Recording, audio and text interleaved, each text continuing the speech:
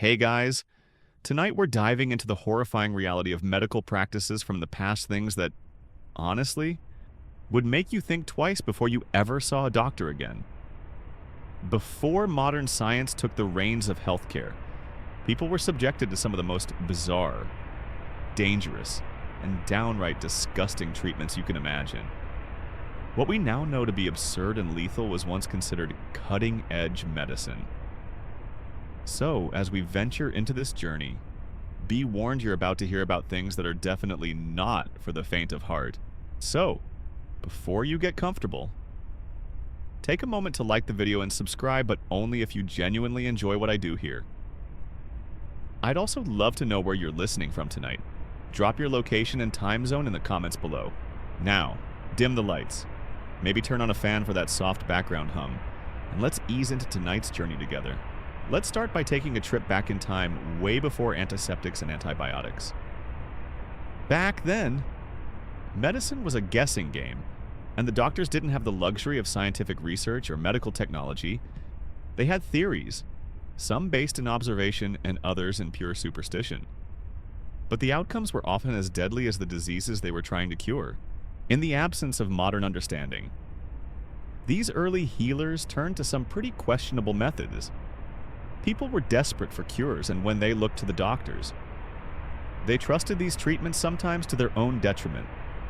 Some of these treatments may seem almost comical today, but at the time, they were the best options people had.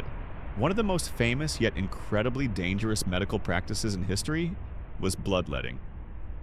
For centuries, it was used to treat almost everything from fevers to headaches to the common cold. The idea was that by draining a certain amount of blood, you would balance the humors in the body. If someone had a fever, or was too hot or too cold, it was thought that bloodletting would bring them back into balance. And the method wasn't gentle. Bloodletting was done using sharp instruments like lancets, or even by opening veins with a knife. In fact, many people died from blood loss. And for those who didn't, the relief was often only temporary at best. The practice continued well into the 19th century. Despite mounting evidence that it was doing more harm than good, it was one of the first major signs that medicine was stumbling around in the dark, trying to find answers without the benefit of modern knowledge. Then there's the infamous use of mercury, which was used to treat syphilis.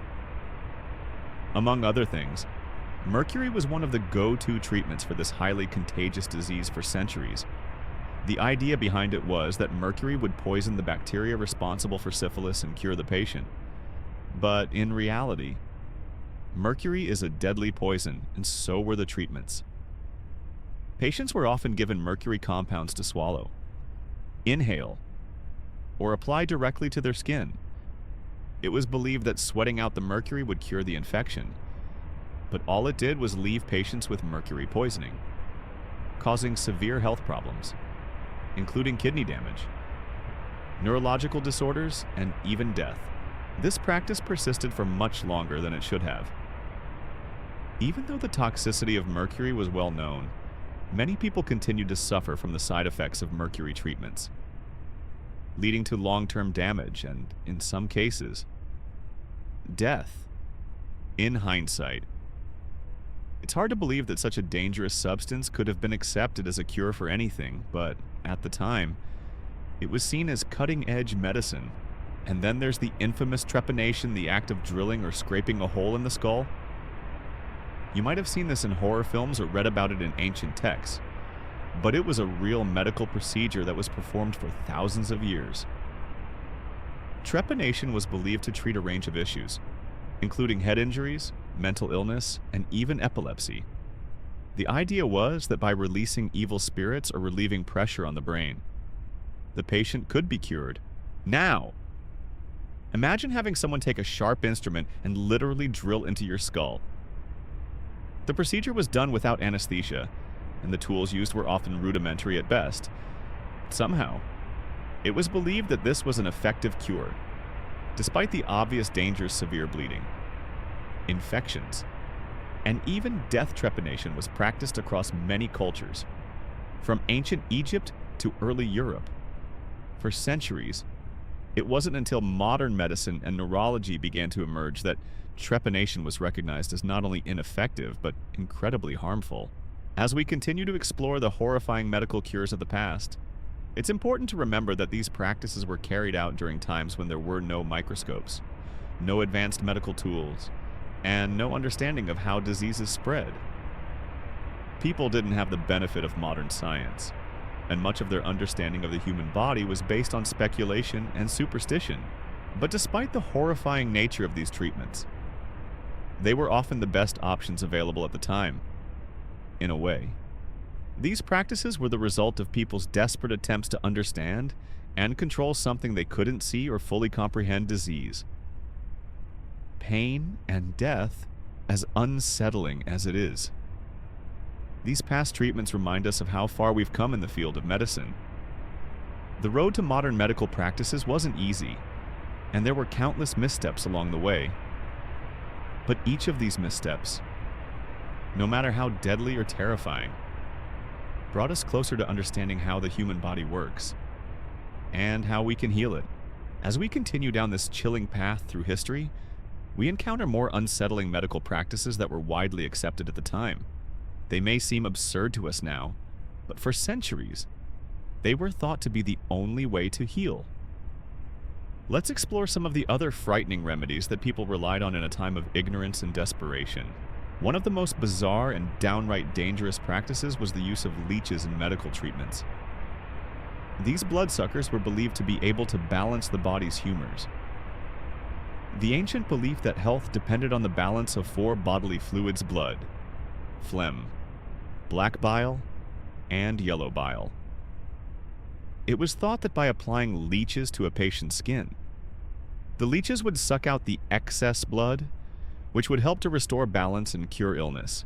Leeches were applied to everything from fevers to headaches, and even for more serious ailments like infections and inflammation. While it's true that modern science has found some use for leeches in microsurgery and wound healing, their widespread use as a cure-all was both ineffective and dangerous. Leeches were often used excessively, draining too much blood and leaving patients weak, anemic, or even dead from blood loss. And of course, with no modern hygiene standards, there was always a risk of infection.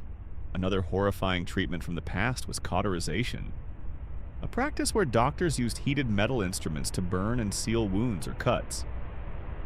This was intended to stop bleeding or prevent infection, but it often had disastrous consequences. The heat from the cautery device would burn the skin, causing extreme pain and leaving permanent scars. In some cases, it could cause further tissue damage, infections, and, in the worst cases, death. Cauterization was also used for everything from stopping nosebleeds to curing diseases like cancer and ulcers. It was a barbaric procedure. And yet, it was considered an essential part of medical treatment for centuries. Imagine enduring the excruciating pain of a red-hot metal instrument being pressed against your skin, something that was done without anesthesia. It's hard to fathom how such a procedure could have been considered an acceptable form of treatment. But in the absence of modern medical knowledge, it was one of the few options available.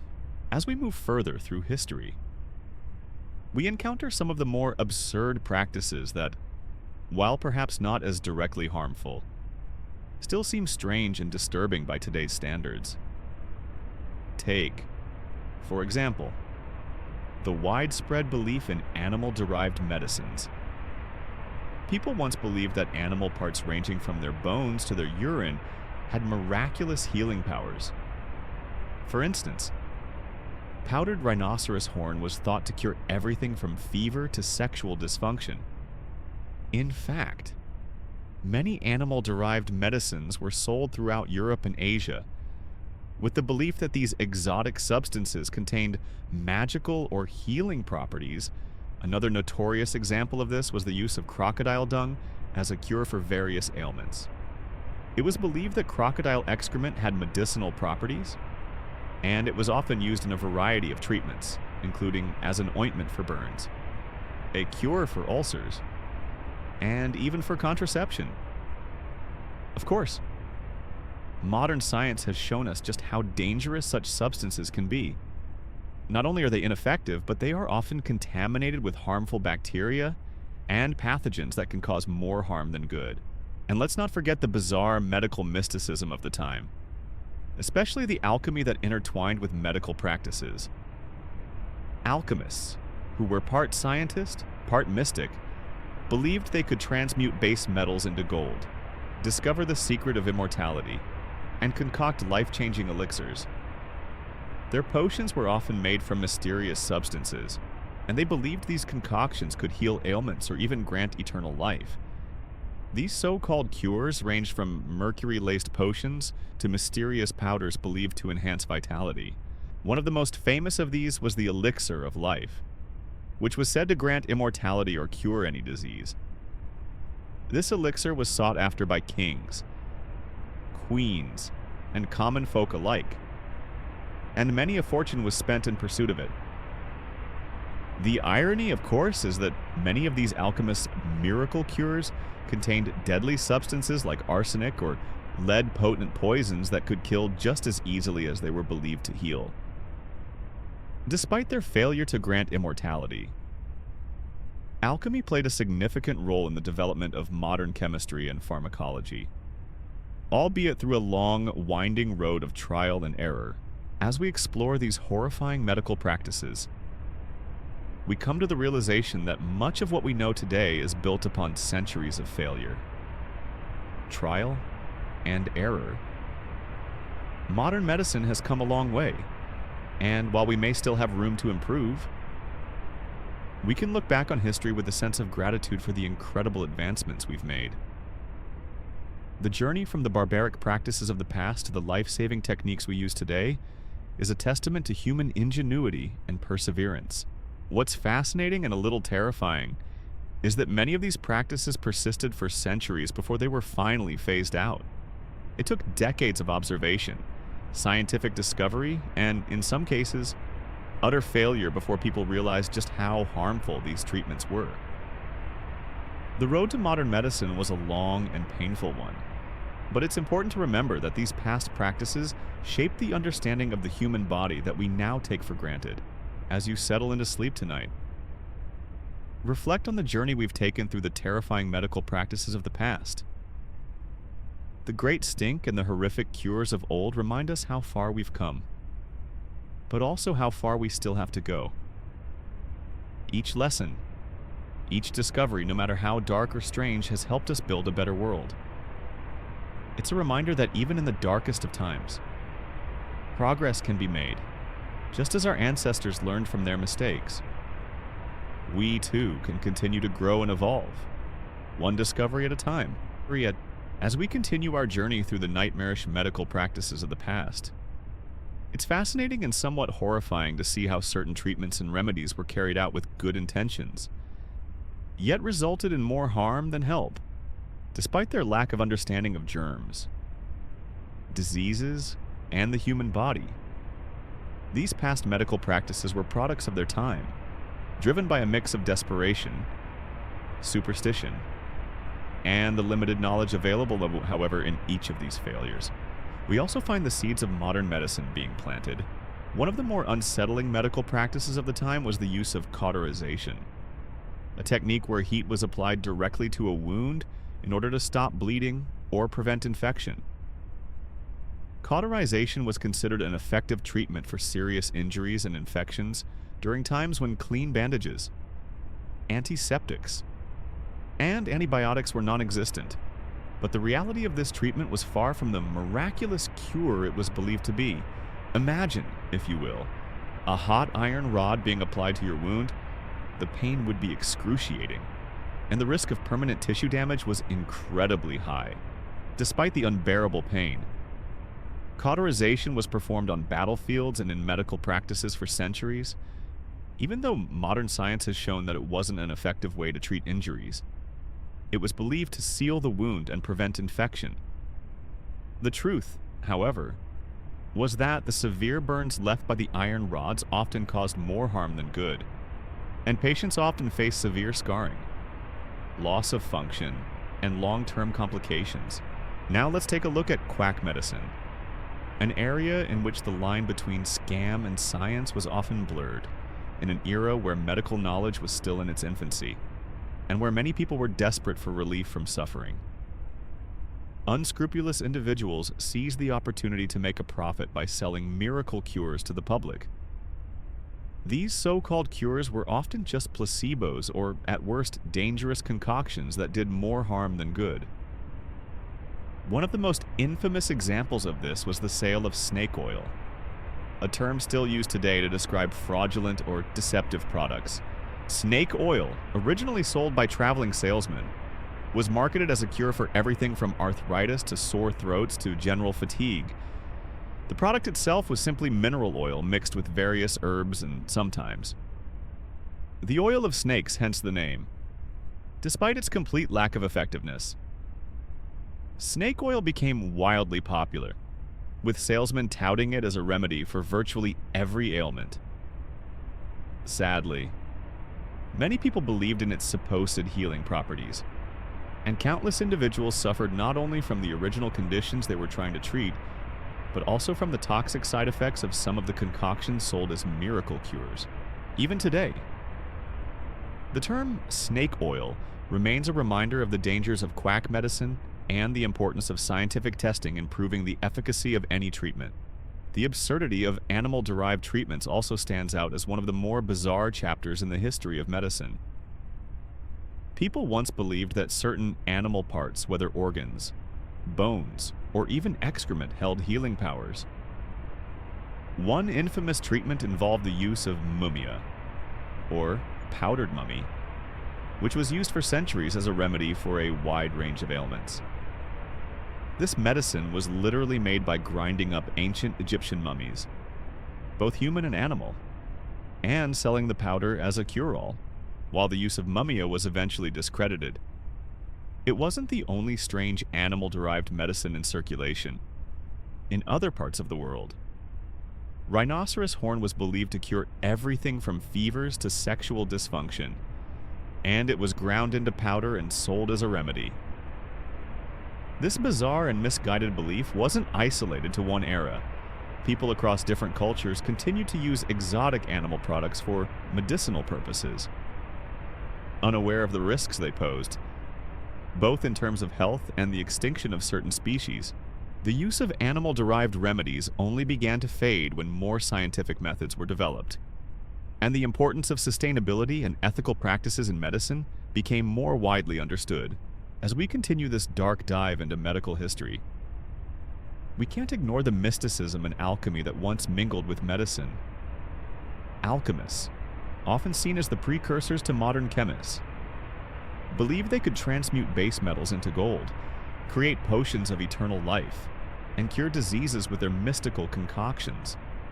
While some alchemists eventually contributed to the development of modern chemistry, their practices were often a mix of the occult and science. The alchemical world was filled with bizarre potions made from strange substances, including mercury, arsenic, and lead substances that we now know are highly toxic. These potions were believed to heal all sorts of ailments, but in reality, they often did the opposite. Alchemists believed they could create life-giving elixirs, but in reality, they were poisoning their patients with every sip. Despite the disastrous results, alchemy continued to have a profound influence on early medicine, and many alchemical remedies were used in practice for centuries. At the end of the day, all of these treatments were based on limited understanding and, in many cases, ignorance of how the human body truly worked. What we now see as outrageous and frightening was, at the time, considered the best knowledge available. The story of these medical horrors isn't just a tale of suffering and death. It's also a testament to the progress we've made in the field of medicine. As you drift off to sleep tonight, consider the incredible journey that medicine has taken, from bloodletting to snake oil, from cauterization to the use of animal parts. Humanity has come a long way in understanding the science of healing. The road hasn't always been smooth, and the mistakes of the past have cost lives.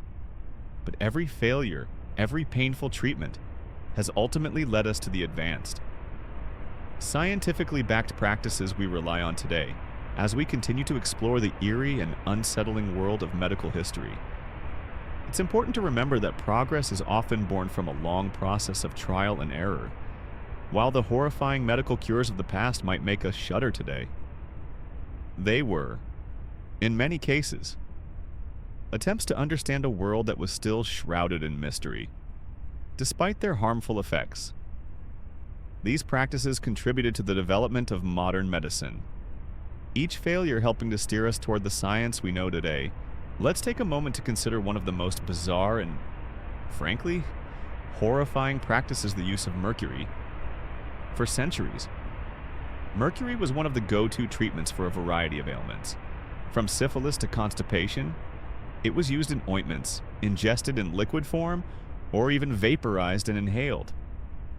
The belief was that mercury could purge the body of disease, as it was thought to be a powerful cleansing agent. Unfortunately, mercury is an incredibly toxic substance, and the results were anything but healing. Patients who underwent mercury treatments often experienced mercury poisoning, which could lead to a host of horrific symptoms, including tremors, memory loss, kidney damage, and in extreme cases, death. Despite these dangers, mercury remained a common treatment until the 19th century. It wasn't until the symptoms of mercury poisoning became too obvious to ignore that medical professionals began to realize the harm they were causing.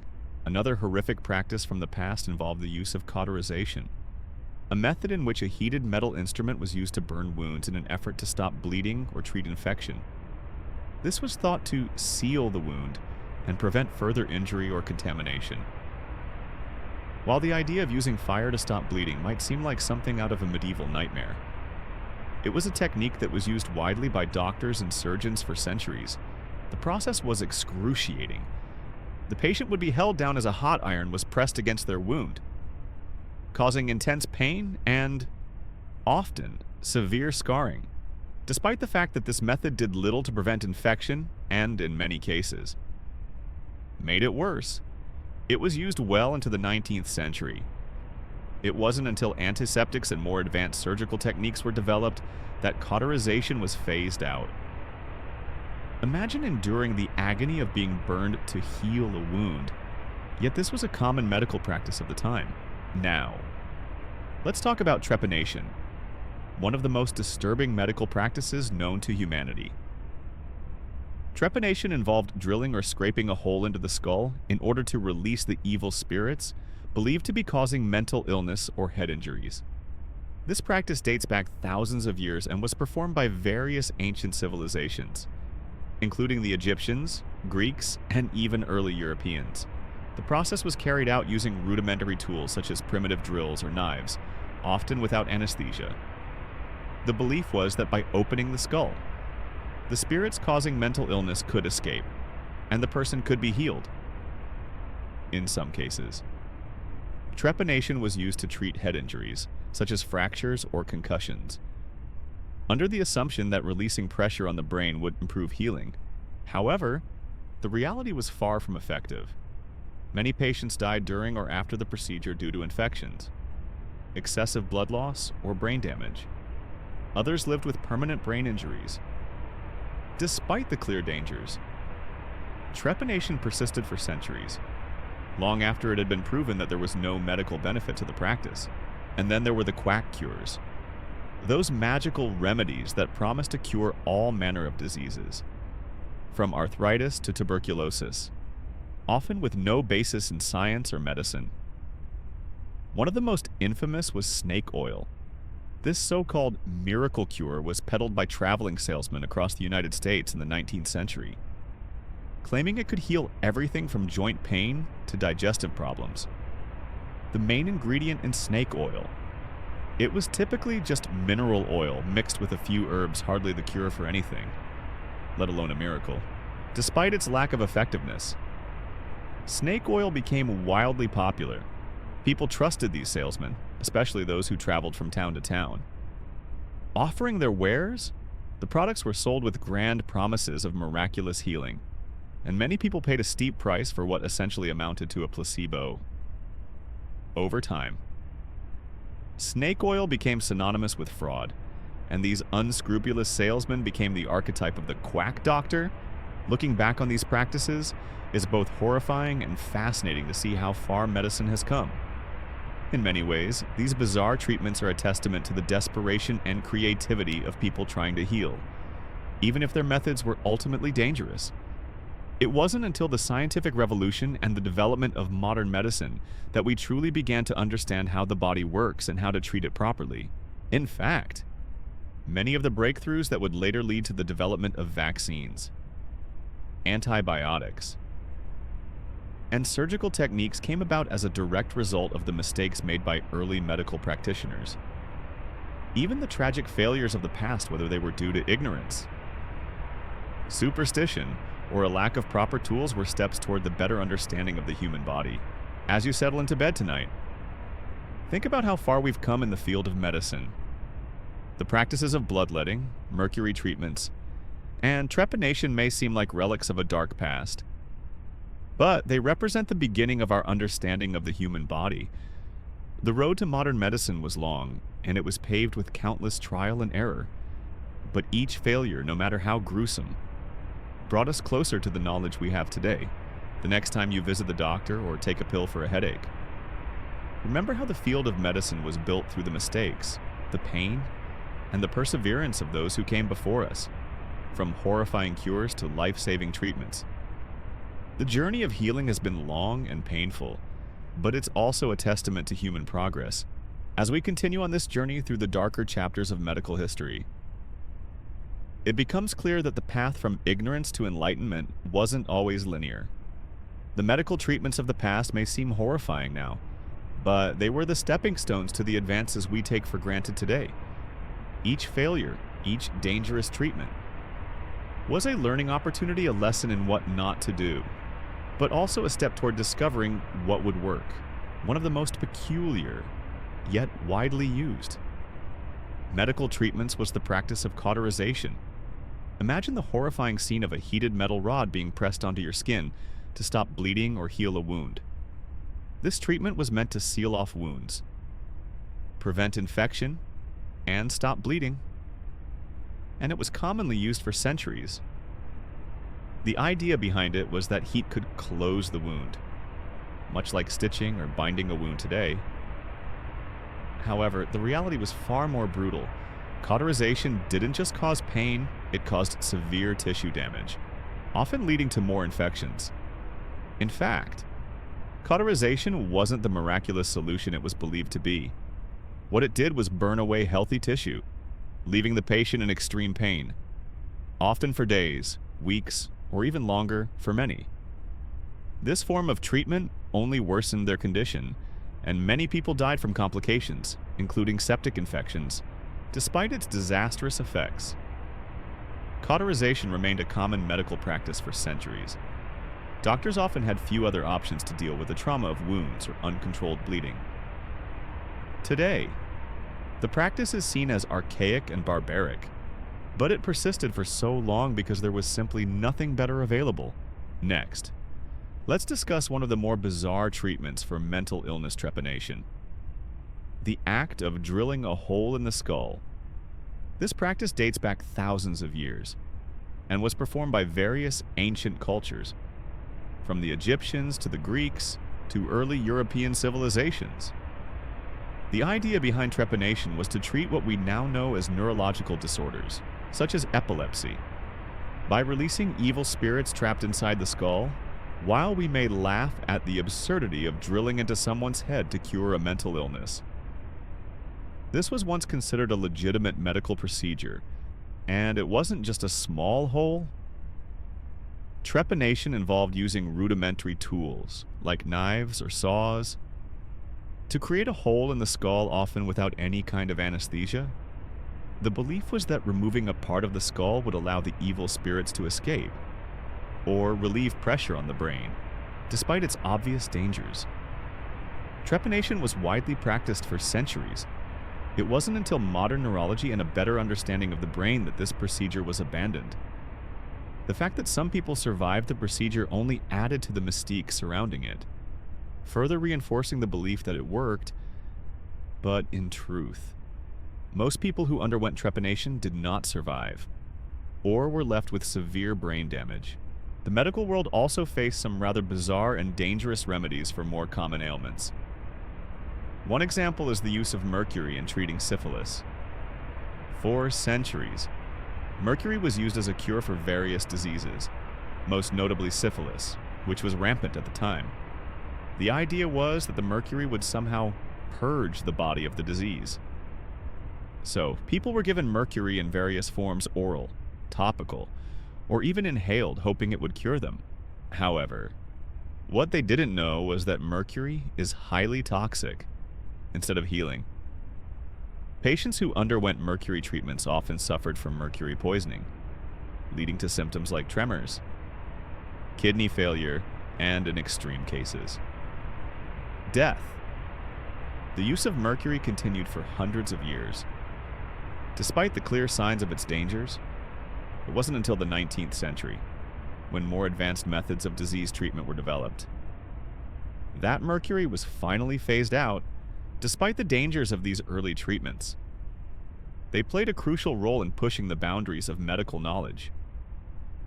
For instance, the widespread use of bloodletting, a method that involved draining blood from a patient to balance the humors, was thought to cure everything from fevers to colds to more serious diseases.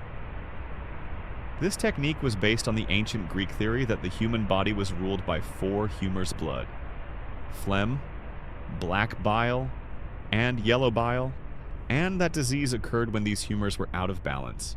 While bloodletting did little more than weaken patients, it wasn't abandoned until the 19th century. Yet, despite its failure, bloodletting pushed doctors to explore new treatments and develop a more sophisticated understanding of human physiology. It was one of the many failed treatments that eventually led to more effective and scientifically supported methods.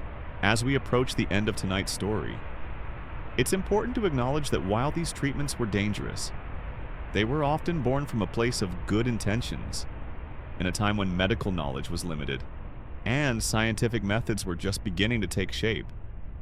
These early practitioners were doing their best to understand and heal the human body. Though many of their methods were harmful, they laid the groundwork for modern medicine. Today, we are fortunate to have a far greater understanding of the human body and the diseases that affect it. The medical practices of the past may have been horrifying, but they were necessary stepping stones on the path to modern science. Without them, we wouldn't have the technologies, treatments, and understanding of health that we take for granted today. So, as you close your eyes tonight, think about the journey that medicine has taken. From the horrifying practices of bloodletting and mercury poisoning to the cutting-edge treatments we use today. The road to modern medicine has been paved with mistakes, trial and error. But with each misstep, we've grown closer to understanding the human body and how to heal it.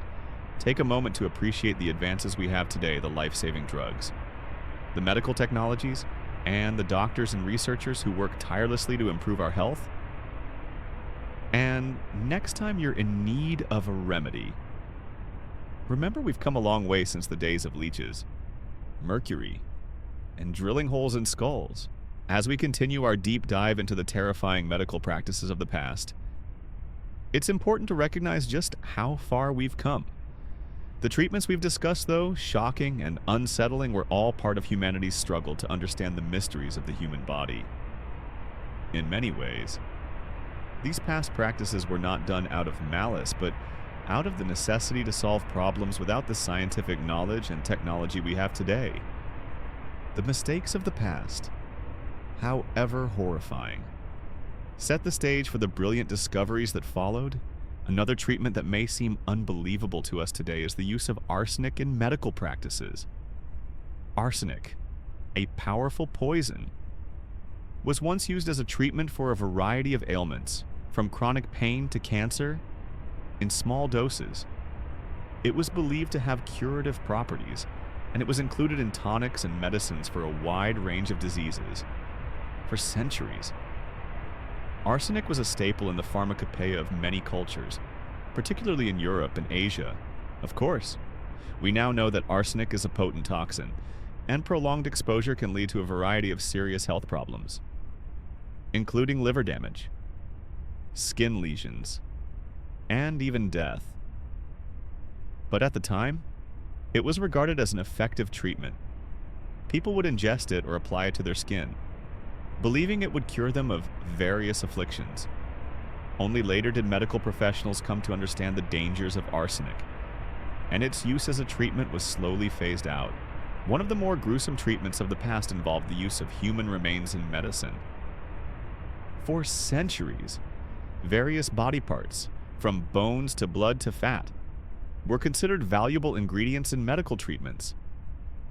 Mummy powder, for example, was a popular remedy in medieval Europe and the Renaissance. It was believed that the powder, ground from ancient Egyptian mummies, could cure a variety of ailments, from fever to epilepsy.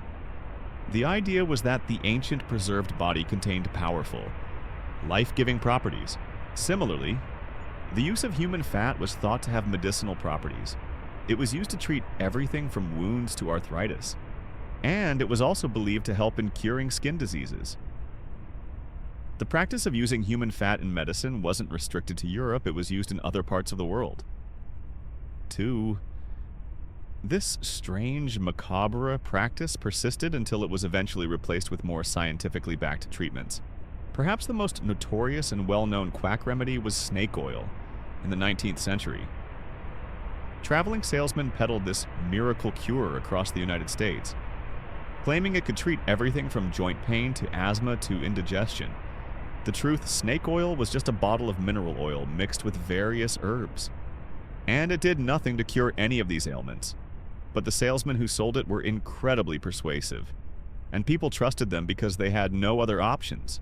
While the term snake oil has become synonymous with fraud and deception today, the success of these salesmen wasn't entirely due to their lies, in a time when medicine was primitive, and most people had no access to professional health care. The hope that something could ease their suffering was enough to make many people try anything. Even though snake oil was utterly ineffective, it represented a deeper societal longing for better, more accessible healthcare longing that would eventually lead to the development of better medical treatments. It's easy to laugh at some of these past medical practices, but the truth is that many of these treatments were grounded in the limited knowledge and tools available to doctors at the time.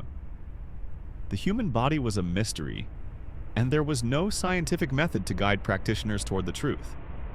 They did the best they could with what they had, often without understanding the long-term consequences of their actions.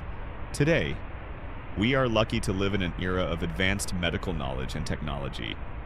Diseases that once claimed the lives of millions can now be treated or even eradicated. We have antibiotics, vaccines, and surgical techniques that allow us to heal, protect, and extend lives in ways that people in the past could only dream of. But as we look back at the horrors of old medical treatments, let's not forget that they played a role in this progress. The history of medicine is a testament to human resilience and the relentless pursuit of knowledge. It is a reminder that each generation is built upon the failures and successes of the previous one. The treatments of the past may have been horrific, but they paved the way for the scientific advancements we take for granted today. Without the bloodletting, the mercury, and even the snake oil, we wouldn't have the modern medicine we rely on. As you lay down to sleep tonight, think about the incredible journey that medicine has taken. From crude, dangerous treatments to life-saving vaccines. The road has been long, but it has led to a healthier, longer life for millions of people. And though we've come a long way, the journey is far from over. Each new discovery brings us closer to understanding the mysteries of the human body and how to keep it healthy. In the end, the history of medicine teaches us two valuable lessons: the importance of scientific inquiry and the power of persistence. We may still face medical challenges in the future, but we can take comfort in knowing that, just as we learned from the past, We will continue to evolve and improve. And as we continue this exploration through the twisted and often terrifying history of medicine, it's important to recognize that every horrific practice we've discussed, while barbaric by today's standards, paved the way for the advancements we enjoy now. In each failure, each misstep, something valuable was learned. The road to modern medicine was long and full of obstacles, but those obstacles created opportunities for progress. In this next chapter, we're going to take a look at quack doctors, individuals who preyed on the desperation of the sick and offered miracle cures with no real medical backing. These so-called healers often used charm, deception, and a deep understanding of human psychology to convince people that their concoctions were the key to recovery. Even though these treatments were no better than placebos, one of the most famous figures in the history of quack medicine was John R. Brinkley, a man who became notorious in the 1920s for offering a completely bizarre cure for impotence. His solution: implanting goat testicles into men's scrotums. Brinkley's treatment was based on the belief that by implanting the testicles of a goat, he could somehow restore virility in men. Thousands of men flocked to his clinic, desperate for relief, and many paid vast sums of money for this totally unproven, dangerous procedure. Brinkley's success wasn't due to any scientific evidence, but rather his ability to market his miracle cure through radio broadcasts, newspaper ads, and word of mouth. He built a medical empire around his quackery, and despite the risks and the lack of results, he was able to make a fortune from his medical fraud. It wasn't until the medical community started investigating and exposing his methods that he was finally brought down. But by then, he had caused irreparable damage to countless people. Brinkley's case is just one example of how people who were desperate for a cure often turned to whatever options were available. Even if they were clearly nonsensical or harmful, the world of quackery in the early 20th century was full of snake oil salesmen, miracle pills, and treatments with no real basis in science. People who suffered from conditions like arthritis, chronic pain, or even depression were often told to take pills made from unproven ingredients, or undergo bizarre treatments like electrical shock therapy or swallowing strange powders that were believed to cure everything from wrinkles to anxiety. In many ways, the rise of these quack doctors was a direct response to the limitations of early modern medicine. While some doctors were working tirelessly to advance their understanding of human health, there were also those who took advantage of the ignorance and desperation of the public. These quacks were able to offer immediate relief, at least in theory, while legitimate medical treatments required time, knowledge, and careful scientific experimentation. What makes the era of quack medicine so fascinating and terrifying is how widespread it became. The lack of government regulation or oversight in the medical field allowed these quack doctors to flourish, even though their treatments were ineffective or downright dangerous. They often had loyal followings. People were willing to believe in anything that promised relief from their ailments, no matter how absurd the cure seemed. In many cases, it wasn't the treatment that worked, it was the placebo effect. When people believed they were receiving a miracle cure, they often experienced the temporary relief simply because they expected it. But as we know today, medicine is not about hope or belief, it's about science. It's about testing, studying, and finding real proven solutions to our health problems. And while the history of quack medicine may seem like something out of a horror story, it also highlights the importance of skepticism, regulation, and, most importantly, scientific inquiry. The legacy of quackery is still felt today in the form of alternative medicine and health supplements. While many of these modern treatments may not be as outlandish as Brinkley's goat testicle implants, the market for unproven health products is still thriving. From detox cleanses to miracle weight loss pills, the modern world still grapples with the influence of dubious health claims. However, the lessons learned from the past have empowered consumers and the medical community to become more critical and cautious when it comes to health claims. Modern medical practices are now built on rigorous scientific testing, peer-reviewed studies, and evidence-based results. What was once treated as miracle cures or dubious remedies is now scrutinized with sophisticated technology, providing us with treatments that are not only more effective but safer. And while there are still debates and controversies in medicine today, they are much more grounded in evidence and science than in mysticism or deception. As we continue to move forward in our journey through the history of medicine, it's important to remember that each misstep, each dangerous treatment, played a role in shaping the world of healthcare today.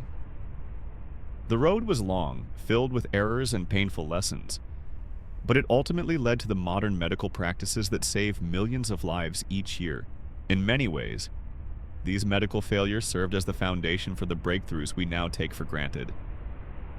The horrors of bloodletting, trepanation, and quackery were not just failures, they were learning experiences.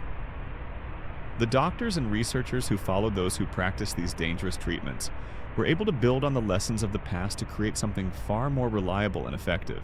As you settle into sleep tonight, think about the incredible journey medicine has taken. The horrific treatments we've discussed today were once considered the best options available. Yet they were not the end of the story. They were part of a much larger narrative about human curiosity, resilience, and the drive to improve. The road to modern medicine wasn't easy, but each painful step forward has led us to a healthier, safer world. Tonight, let the lessons of history remind you of how far we've come. The mistakes of the past shaped the future of healthcare, and each discovery, no matter how small, made a difference.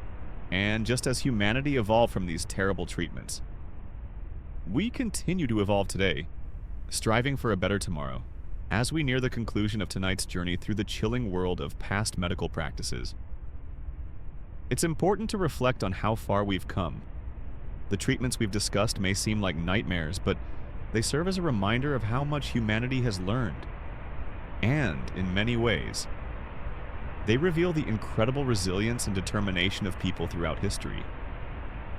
These treatments were often based on limited knowledge and a desperate desire to heal, even if they ultimately caused more harm than good. But they were the stepping stones that eventually led to the sophisticated medical practices we have today. Now, let's take a moment to explore some quack medical cures that continue to haunt the pages of history. These so-called remedies were popular throughout the centuries, especially in times of uncertainty, when people were desperate for relief from chronic illness or pain. One of the most famous examples is laudanum, a tincture of opium that was widely used in the 18th and 19th centuries. It was touted as a cure-all for everything from insomnia to diarrhea to chronic pain, and was so popular that it was available over the counter. While laudanum did offer temporary relief for some conditions, it was also highly addictive. Those who relied on it for pain relief often found themselves in a downward spiral of addiction, with devastating consequences. But at the time, the addictive properties of opium weren't fully understood, and laudanum was seen as a miracle drug. People would take it for everything from headaches to anxiety, unaware of the risks of dependency. As we know now, opiates can have a devastating impact on a person's health and well-being. But back then, it was just another tool in the hands of quack doctors and charlatans. Another haunting medical practice from the past involves the use of radioactive substances in the early 20th century, as scientists were discovering the properties of radioactive materials. People believed they could harness these powers to cure disease. One of the most notorious examples was the use of radium in everything from health tonics to toothpaste to even face creams. At the time, radium was seen as a magical substance that could heal a variety of ailments, including cancer, arthritis, and even aging. People would drink radium-infused liquids or apply radium-infused lotions to their skin, believing they were benefiting from the healing powers of radiation. The Radium Girls, a group of female workers who painted watch dials with radium-laced paint, tragically became some of the most famous victims of this misguided use of radiation. They were exposed to high levels of radiation on a daily basis, and many eventually suffered from horrible health problems, including bone cancer and other radiation-induced diseases. Radium was eventually recognized as dangerously toxic, but by the time its harmful effects became apparent, many people had already been exposed to its radiation. The use of radioactive substances in medical treatments was quickly phased out, but the lessons learned from the Radium Girls and others who suffered because of it still serve as a warning about the dangers of jumping to conclusions about new scientific discoveries without fully understanding their risks. It's fascinating and at times disturbing to consider how alternative medicine has evolved throughout history. While today, alternative medicine is a broad field with some practices grounded in science and research. Many of the past treatments we've discussed were based on little more than belief, superstition, or desperation in some cases. These remedies were deeply intertwined with cultural and religious practices. The belief in spiritual healing, for instance, was often used in conjunction with medical treatments. While some cultures still rely on spiritual or holistic approaches today, these were seen as essential practices for health in many ancient civilizations. For example, in ancient Greece, the god Asclepius was worshipped as the god of medicine. People would visit his temples to seek healing, often sleeping overnight in the sacred spaces where they believed they could be healed through divine intervention. This practice of incubation, or sleeping in the temple to receive divine healing, might seem strange to us today, but to the people of that time, it was an important part of their healthcare routine. Even as late as the 18th and 19th centuries, people still believed in spiritual or mystical cures. In some cases, prayers, charms, or potions blessed by spiritual leaders were considered just as powerful, if not more effective, than the treatments provided by doctors. These treatments, while not as scientifically backed as modern medicine, offered hope and comfort to people who had few options. As we approach the final part of this journey through the haunting medical practices of the past, it's important to reflect on how far medical science has come and how these practices paved the way for the modern health system we take for granted today. Yes, many of these treatments were terrifying and often lethal, but each step in medical history has contributed to the greater understanding we now have of human health and disease. Today, we have the luxury of advanced medical technologies, sophisticated surgeries, and life-saving medications that were once unimaginable. What seemed like absurd and ineffective treatments in the past are now historical reminders of just how far we've come. The suffering caused by quackery, bloodletting, mercury poisoning, and other harmful practices has ultimately led to the rigorous scientific methods and evidence-based medicine that form the foundation of modern healthcare. So, as you drift off to sleep tonight, think about the incredible advancements that have shaped the healthcare we enjoy today. The treatments of the past, no matter how horrifying, remind us that progress is often born from the lessons of failure. And every terrible mistake or misstep brought us one step closer to the modern science-based medicine we rely on now. We may look back on these past practices with a shudder, but we can also take pride in knowing that we have built something better, based on knowledge, research, and a commitment to healing. So, rest easy tonight, knowing that the journey from dangerous medical practices to life-saving medicine was a long one, and we are the fortunate beneficiaries of the hard-earned wisdom from those who came before us.